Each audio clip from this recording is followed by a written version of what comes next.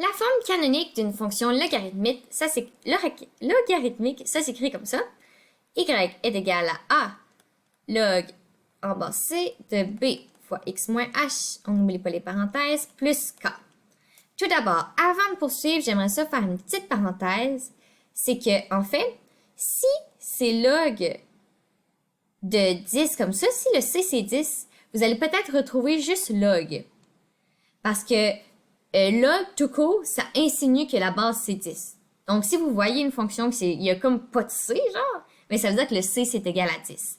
Puis, sur votre calculatrice, le logarithme, en fait, il est juste écrit log et c'est log en base 10.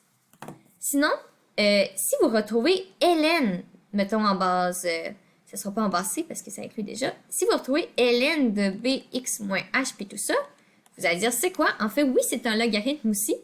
Et en fait, c'est log en base 2, log en base e, c'est la base du logarithme népérien et ça s'écrit ln.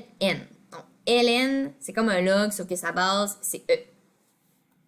Et e, c'est le nombre d'Euler. Donc, maintenant que cette petite parenthèse est faite, je vais aborder le rôle de C dans le graphique de la fonction logarithmique. Donc, en premier, juste y est égal à log de x tout court. Donc, par exemple, y est égal à log de x. Donc, comme ici, il n'y a pas de base, ça veut dire que la base, c'est 10. Donc, à quoi ça ressemble? En fait, ça ressemble à ça comme ça. Donc, en fait, c'est comme l'inverse d'une fonction exponentielle. Une fonction exponentielle, ça l'allait de même, puis là, nous autres, ça s'en va de même. Vous remarquerez qu'en fait, pour la fonction log, la fonction exponentielle, son asymptote était comme horizontale. Pour la fonction log, son asymptote, elle est verticale. Donc, mettons ici, je vais la dessiner. Elle est à peu près comme ça. De même, puis elle se rapproche à l'infini, vers le bas. Ensuite, ça, c'est dans le cas où notre base, c'est 10.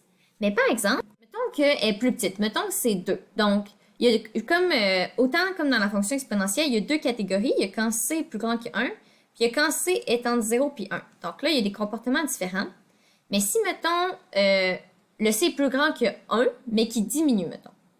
Bien là, on aurait quelque chose comme ça ici. Donc, elle va comme plus s'étirer vers le haut. Donc ça, c'est y est égal à log de x en base 2.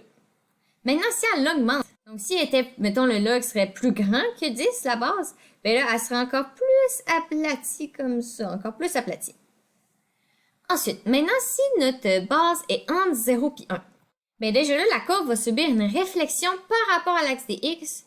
Donc, elle va maintenant ressembler à ça. Elle va descendre. Puis son asymptote, elle va monter à l'infini vers le haut. Donc ça, ce serait par exemple le log de x en base 1/2. Maintenant, si plutôt notre base est toujours entre 0 et 1, mais qu'elle se rapproche plus de 0, bien, elle va plus ressembler à ça. Comme ça. Donc ça, c'est, mettons, le cas où ce serait 1/10, mettons, la base. Et sinon, au contraire, là, si la base est toujours entre 0 et 1, mais qu'elle se rapproche plus de 1, bien, elle va plus s'étirer comme ça. Donc ça, c'est, mettons, si y est égal à log de 7/10, de x en base 7/10. Donc voilà, je pense que ça fait le tour du paramètre, des rôles comme du paramètre C puis de son influence sur le graphique pour la fonction logarithmique. Maintenant, on va passer au paramètre ABHK. Donc tout d'abord, le paramètre A. Encore une fois, une variation de A, ça change l'échelle verticale du graphique. Donc, notre courbe normale va rester ça. Ça va rester y est égal à 1 fois log de x. Si, mettons, à place mon A, ce serait 2. Qu'est-ce que ça ferait? Ça l'étirerait vers le haut. Donc, ce serait plus comme ça. Ici, au contraire, ben, là, ici, je ne marque pas la base parce que j'imagine que la base, c'est 10. Donc, c'est pour juste alléger l'écriture. Si le A, ce serait 0.5, ben là, ça viendrait plus s'aplatir de même. Donc, ça fait y est égal à 0.5 log de x. Et si ça changerait de signe, ben, si le A serait négatif, il ferait une réflexion autour de l'axe des x. Puis, on aurait une courbe comme ça ici. Donc, ça, ce serait y est égal à moins log de x. Et voilà pour le paramètre A. Le paramètre B, lui, il va jouer sur l'échelle horizontale du graphique. Donc, le paramètre B. Donc, ça va être notre fonction normale. Donc, on n'oublie pas, le B, il est dans dans le log, dans le fond, dans la puissance du log. Donc, ça va être B, pourquoi j'écris B? En fait, B, là, ça va être 1. Donc, ça va être 1 fois X. Maintenant, si le B, il augmente, mettons que ça devient 10, ben, ça va devenir Y est égal à log de 10X. Ça va s'étirer comme ça. Puis si le B est plus petit, s'il diminue, mettons 0.5, ben là, elle va être plus comme ça. Et là, si ça change de signe, ben là, ça va faire une réflexion autour de l'axe des Y. Puis, pourquoi je le marque ici? Il va être l'autre bord, en fait. Il va être comme ça ici.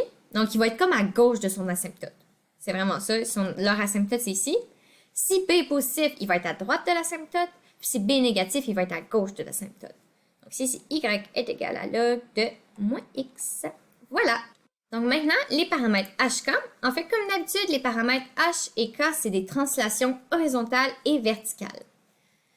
Donc, et d'ailleurs, là, la particularité, c'est que H, en fait, ici, ça représente l'asymptote verticale.